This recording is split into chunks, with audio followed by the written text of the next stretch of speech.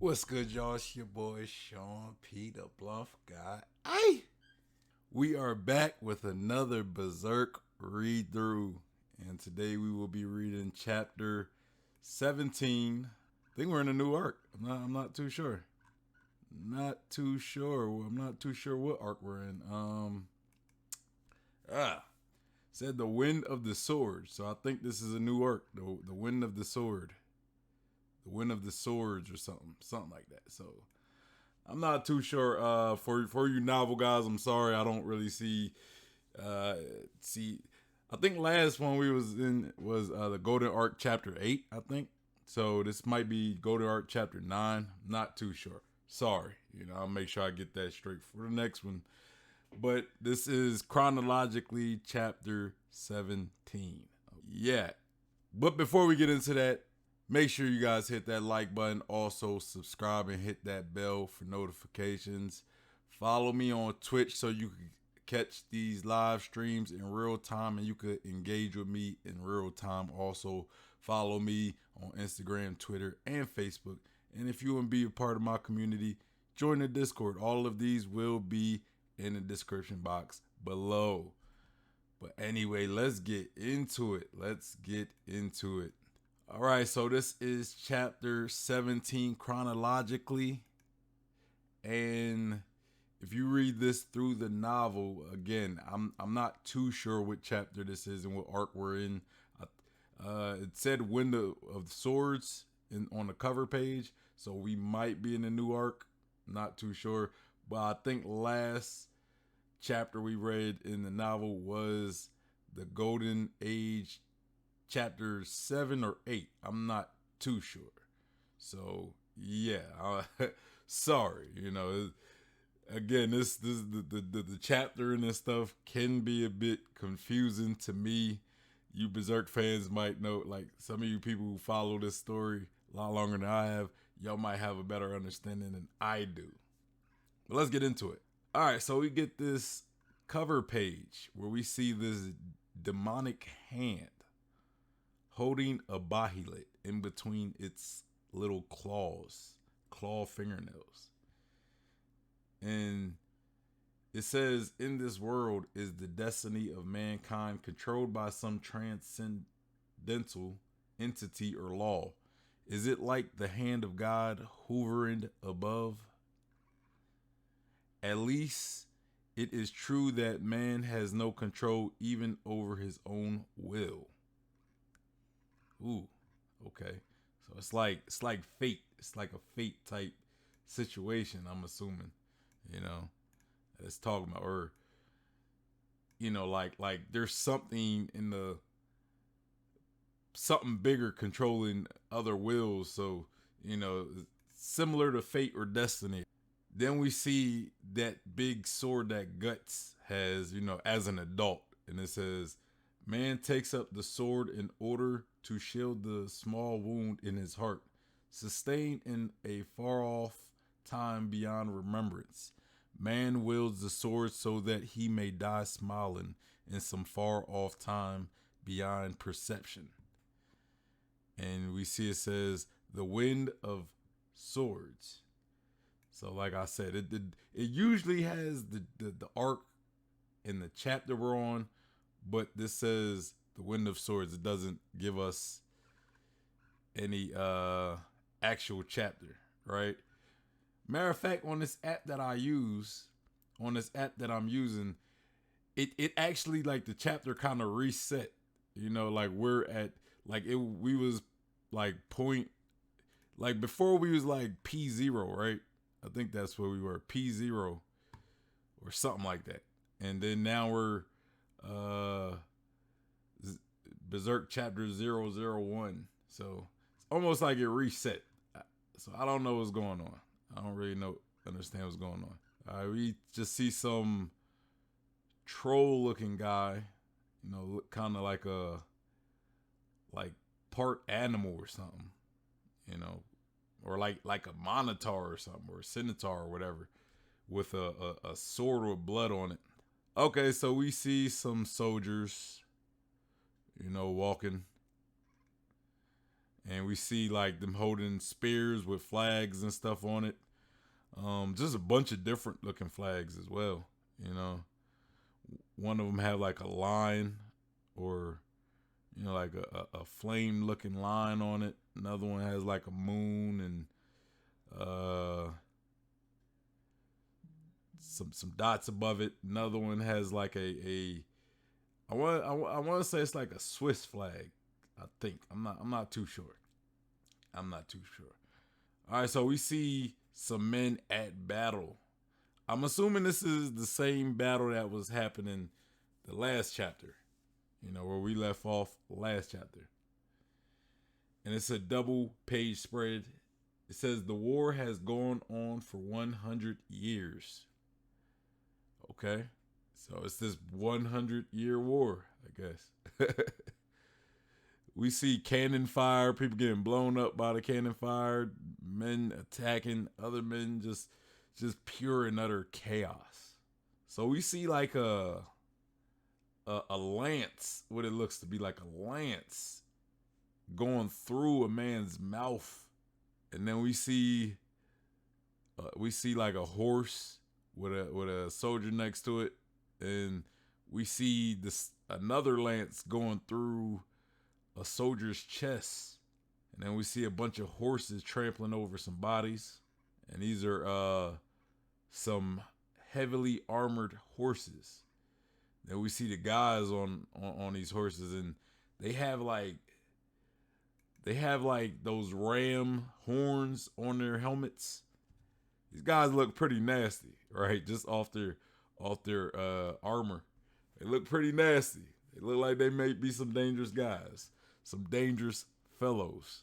All right, so we see what looks to be the leader of these men. The guy has like a ram horned helmet as well, but he also have like what looks to be like fur coming from under his helmet, and then look like he might have on a cape, and he might have been the guy who been spearing all these guys with his lance, because we see him impelling this one guy through the midsection with a lance. And he says, onward, onward, trample them down. So it looks like he is the leader of this group of nasty fellas. He says, show the whole land how valiant are we of the black ram iron lance heavy Calvary. Kill them, crush them. So they're the black ram iron lance heavy Calvary. That is a mouthful right there. So as the black ram iron lance Calvary heavy cavalry are running amok, we see a guy on the hill on horseback with a bunch of soldiers surrounding him, and he says, huh? And he says, what a disaster. It looked like he might be a king, like like he kind of got like that kingly attire when kings are on the battlefield, right? Because it looked kind of like a battle crown that he might have on. And he says, what a disaster, to think that a mere 3,000 horsemen could confound us so. What are our generals doing? And then we see a guy come up to him kneeling, and he says, reporting, sire. So yeah, he's like some type of king or lord or something. And then he says, reporting, sire, the enemy's black ram iron lance heavy cavalry are so fierce we're sustaining heavy losses. At this rate, even our headquarters here may be in danger. And the king says, anyone will do, anyone. Is there no one in Midland who can stop these black devils of Cheddar? And then we see the black ram cavalry. That's what I'm gonna call them, because it's a long name. We see them, charging, and it says, ha, onward, onward. So we see someone on horseback, and the leader of the black ram cavalry is charging toward this guy, and it looks to be Guts. Now that we get a closer look of him, look like it's Guts, And then he clutches his sword, and then we see the big sword. So yeah, I think it is Guts for certain. It looked like his helmet, it looked like his sword, looked like the cape he wears. So yes, I think it is Guts that we are currently seeing. So Guts got his sword at the ready. It's a nice big page spread. One page spread, but a full page spread. And so Guts charges towards the Iron Calvary, the Ram Iron Calvary. And the leader says, "Nonsense. One horseman against the Black Ram Iron Lance Heavy Calvary? So be it. We'll mow you down." We see Guts on his horse in an attack stance, and the Black Ram Iron Heavy Calvary is charging, and then he goes for the swing. Next page, we get a double page spread, and we see Guts slicing through this commander of the Black Iron Ram Calvary, slicing right through his midsection. And then it looks like he throws his body off the horse towards the other men. Like he didn't fully go completely through the guy, but he went enough to make sure the guy was going to die, and then enough to where he could throw the rest of his body at the other soldiers. Beautiful double page spread, beautiful. And so the other Black Ram soldiers are charging towards Guts, and Guts is also charging back at them as well. And Guts decapitates one guy. Nice artwork. He splits one guy's head right in half, decapitates another one. Bruh, Guts is going to work. Like, he's just charging right through these guys too. And then another, what looks to be like another high-ranking Black Iron Ram guy he says, don't break rank. He's only one rider. Surround him. Don't let him move. I think it's a little too late for that now, bruh. All right, we get another double page spread, and Guts is surrounded by this Black Iron Ram Calvary group, and they're looking shocked, and one of them says, that's. And then we see the king, and he says, "Your Majesty, look." And we see what I assume to be the band of the Hawk charging towards these Black Iron Ram Cavalry guys in a nice double page spread. I think I already said that. They're coming from like the wood area. So Guts was kind of like the distraction. He kind of took all the focus of them, while Griffith and his men seem to have been able to take them by surprise.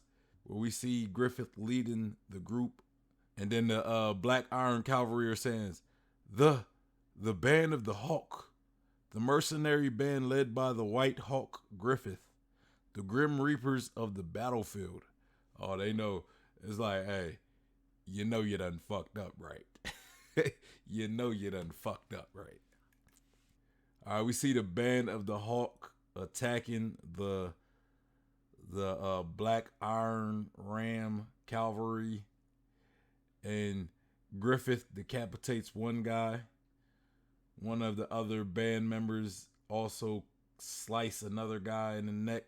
Yeah, they know they messed up. So we see one band member also impale one of the Rams in the neck, one of the Ram soldiers in the neck, and then one of them split another Ram soldier in the head with an axe. And yeah, so they're just charging. The band of the Hawk is just charging. So the commander, the one that's still alive of the Black Iron Ram Cavalry, he says, retreat. And then they run away. And then the band starts celebrating. Yeah. And Griffith takes off his helmet. All right, so Griffith looks at Guts. Like we see Guts, and then we see Griffith looking at him, and then he gives him a thumbs up. And then Guts also takes off his visor, I guess. I guess that's what you call it. And he looks. So it looked like some years have passed. It looked like Guts might be a little older. He's looking back at Griffith.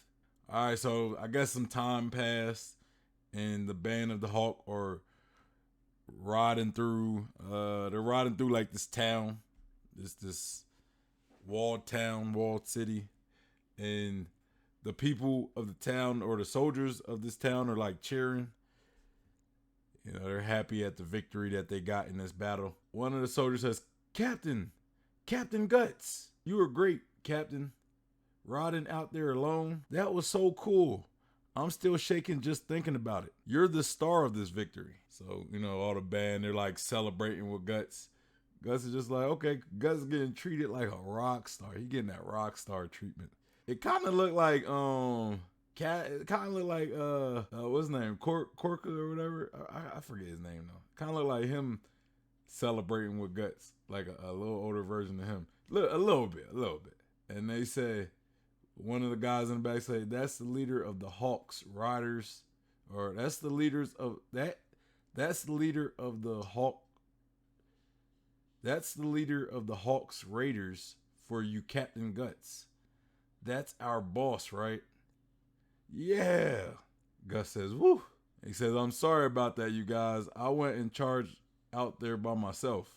And they say, come on, what's that for? Time to drink up. Let's toast to him. We get to brag about our commander to all the other units. Damn straight. Then we see Casca. Man, I'm telling you. Casca, that's good. Yo, I know it, man. Casca, that's going to be Gus's woman right there. I'm telling you. Casca says, Captain Guts. And Guts looks up the steps at her. One of the soldiers says, Big Sis Casca. And then the guy's like covering his mouth. And he says, Unit Commander Casca. And Guts looks up at him. And Casca says, we need to talk. Could you come with me for a bit, Captain Guts, sir? I ain't gonna lie, that's nice. That's a nice little spread of Casca right there. I ain't even gonna hold you. She looking a little nice right there. I'm just saying. Gus says, you guys get started. I'll be there later. And they say, yes, sir. And they say, what's that about? Got me. Think they're going to fight again? And then they said, those two are famous for being at each other's throats ever since Captain Guts joined the band of the Hawk 3 years ago. So, okay, so this is like 3 years later. It says probably about how he rode off on his own earlier. So it's like 3 years later. No wonder Guts look a little older. A lot of other soldiers as well. Casca says, what are you trying to do about that? Or no, Guts says, about what? And then Casca says, don't play dumb with me. Your job was to lead your unit alongside mine to provide flank support and containment for the main body's charge into the enemy. You broke away from your men and then charged the enemy head on alone. Were you trying to be a hero or something? And then Casca has Guts by the collar. It says, you might have gotten lucky and well done. And done well. But your selfish behavior could have exposed the entire band of the Hawk to danger. And then Gus says, you should try remembering your place. Guts being cocky as hell. Guts says, sorry about that. I'll be careful from now on. Casca says, you always say that. They're just words. And then you do the same thing all over again. Hey, you already know. You know that he ain't listening to you. Practically nothing about you's changed in the past 3 years. Ever since that time you went off on Griffith. You're satisfied as long as you just get to cross swords with the enemy. You don't think about your comrades one bit. You're just a mad dog. Casca just want guts in them guts. I'm just saying she want guts in them guts. She knows she find that sexy. She knows she do. She's like, oh my goodness, Guts. She's like pointing at Guts, and then Guts grabs her wrist and says, say it again. Say that one more time. That just turned her on right there. You see her sweating a little bit. And then Griffith interrupts and says, that's enough, you two. And they both look at Griffith. They say, Griffith. Griffith says, I'll have a talk with Guts. And Casca looks, and then she snatches her wrist back and then walks down the steps passing Griffith. So Griffith is side-eyeing Casca as she says, you're too soft on him, Griffith. And then Casca leaves the little area they were in, like leaves that out that door. And one of the soldiers says, that must really stink, Casca. And Casca says, Corcus. Okay, so that's Corcus. So I think that one guy was Corcus, the one who was acting like he was liking Griffith. Corcus says, he's Griffith's favorite after all. Let's face it, arguing with him just makes you look bad. Casca looks and Corcus says, what do you say? I'm there if you ever want to off him. This man Corcus still ain't learned, bro. He's still, I told you, Corcus is going to be a problem. I'm predicting that Corcus is going to be a problem. All right, so Casca like steps on Corcus like foot and makes him fall, right? And then she walks away and says, sorry. Like, you know, being I forget the word, but you know, she wasn't genuine about it. She's being sarcastic about it. She says sorry. And then Corcus says, damn it. Griffith says, woo, you two really don't get along. Here it's been 3 years already. And then Gus says, I think about them. I do think about my comrades. I'm not who I used to be. And then Griffith says, I remember. And then we kind of see like a flashback of Griffith and Guts fighting. And he says, 3 years ago, the duel that decided you would join the band of the Hawk instead of wandering battlefields. That fight was enjoyable. It was how fights should be. Come on, let's go. The wine's all about you this time. Gus says, Griffith, I'm sorry about today's battle. And then Griffith says, even that part of you is a part of my plan. Griffith like, hey, you know, I was already expecting it. That's why I don't even get mad. And then Griffith walks away. And Gus just looks. So we're in like this royal chamber looking room where we got like an audience. I want to say that was the king that was on that battlefield, possibly. I'm not too sure yet. And that might be Griffith in front of him kneeling. I just assume it's Griffith because of the hair. And then we see some of the guys, I guess some of the soldiers talking, and they said, this is utterly unprecedented. A commoner attaining the title of knighthood and court ranking at that. What on earth is the king thinking? But this last battle, the band of the Hawk certainly did display much merit. So what of this stupid bunch of rabble? Without war, mercenaries would be nothing more than thieves. In the name of God and the Spirit, I bestow the status of knight upon thee, says the king, knight in who looks to be Griffith. But in the face of this, we cannot afford to remain idle. Certainly, we must not make light of their battlefield exploits. It's only a matter of time before he makes his moves. So that's still the guys in the chambers talking about about what's going on. So we see a close-up of Griffith getting knighted. And he says, be valiant with all due courtesy. Then we see the band of the Hawk. And they say, as well as faithfulness. This is still the king talking, I'm assuming. Now that we keep distinguishing ourselves in battle, even the court officials have no choice but to recognize our power, says Corcus. It ain't just knight status. Griffith's a viscount now. This means we can say bye-bye to being wretched mercenaries and join the regular army. Casca says, if you know that, then watch your tongue, Corcus. This is a formal ceremony. From now on, any insubordination from us could possibly cause trouble for Griffith. We can't go on being a backwards army of bumpkins the way we have been till now. Corcus says, yeah, I understand, Commander Casca. Geez, you're more strict than my old lady. Corcus got a woman? Casca looks at Corcus and he says, what? And then Casca says, hey, ceremony. Or I think it's another guy that says, hey, ceremony. And then the guy's looking at one of the guys that, you know, is part of this kingdom. He says, blasted bumpkins. And then Casca's thinking, hang on, where is he? Again. So we see Guts outside training. He says 198, 199. He has like weights on his sword as well. And he says 200. And he's just like doing swing practices. So Griffith is like kissing the sword he's being knighted with. And then it looks like the king hands him the sword back, I think. I'm not too sure. And then he turns around and addresses the audience and waves at everybody with the king right behind him. The king looks like looked like he didn't enjoy having to do this, but it's like something he had to do or something.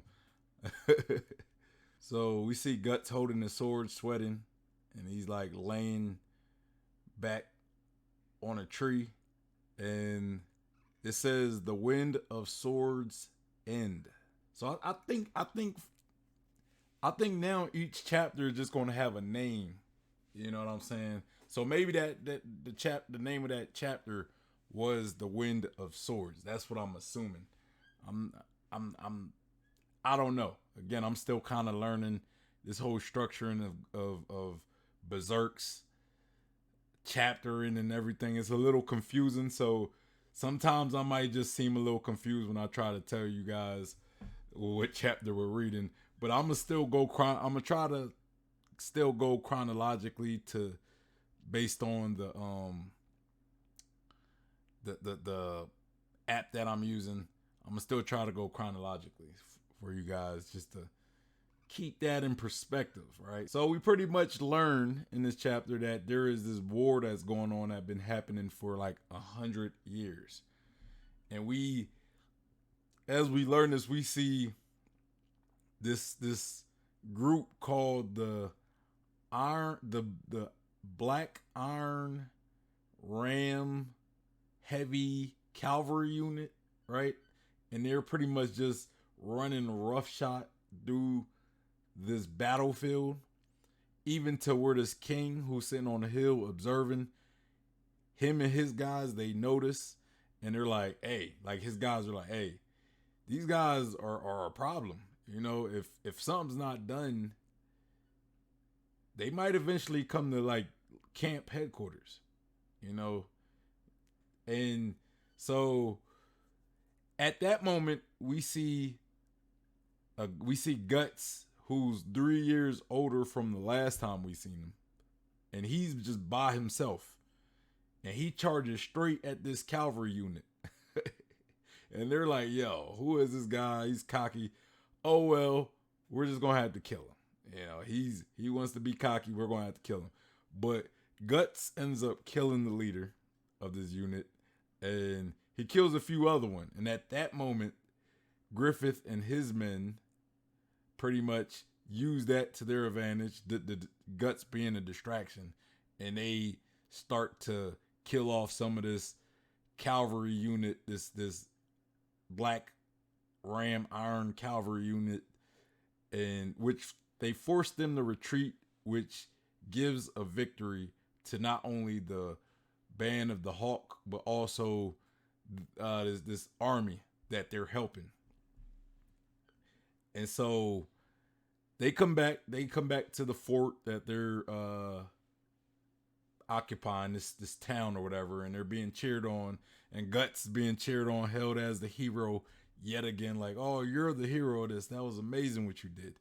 But Casca wasn't too pleased. So she was like, hey, Guts, I need to come holla at me. Come holla at me. And so Guts, follows Casca, and Casca gives him a earful pretty much, and he's like, "Hey, I I won't do it again."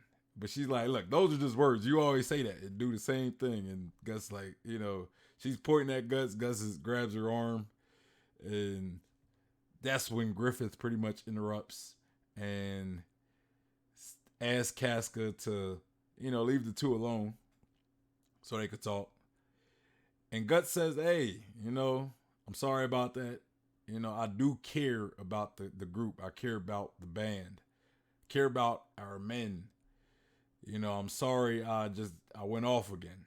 And Griffith is like, "Look, I kind of planned for that. I planned for you to do what you do. So I'm not mad, right? I'm not mad."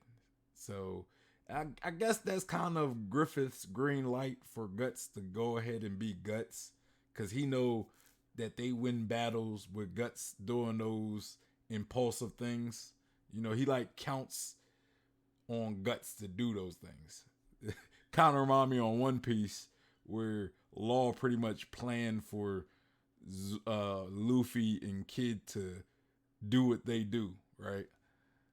And as they are talking though, Casca leaves and Corcus is right there and says, "Hey, if you ever want to kill Guts, I'm with you."